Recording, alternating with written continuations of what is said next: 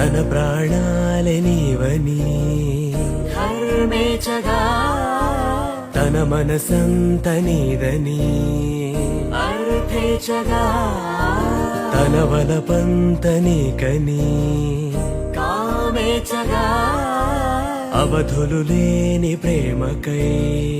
మోక్షేచగా మూడు ముళ్ళతో 7 అడుగుల అగ్ని సాక్షిగా